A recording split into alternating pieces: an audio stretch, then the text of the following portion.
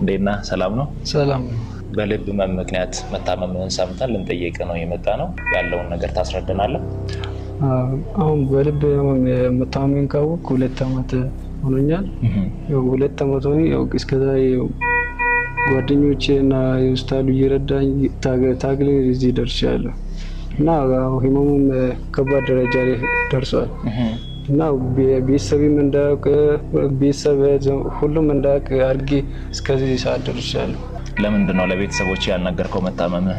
ያው እንዳይጨነቁ እና ደግሞ እኔ የሚለውን ነገር የምረዳቸው ሐኪም ማለት ምንም ሐኪም ስለሌላቸው። ለዚህ ህክምና ምን አይነት ገንዘብ ነው የተጠየቀው?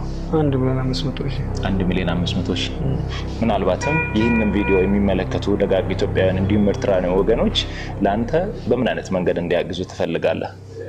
ባላቸው እንዲረዱኝና ህይወትና ነፍሴን እንዲያድኑ። ይህ ከጎኔ የምትመለከቱት ወንድማችን በልብ ህመም ምክንያት መታመሙን ከሰማ 2 አመት ሆኖታል።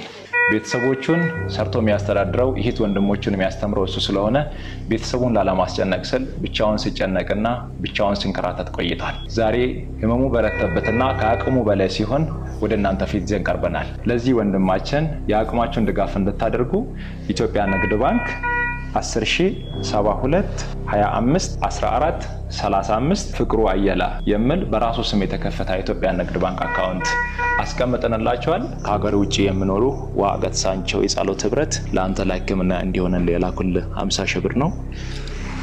ይሄውና እነሱ መርቃቸው።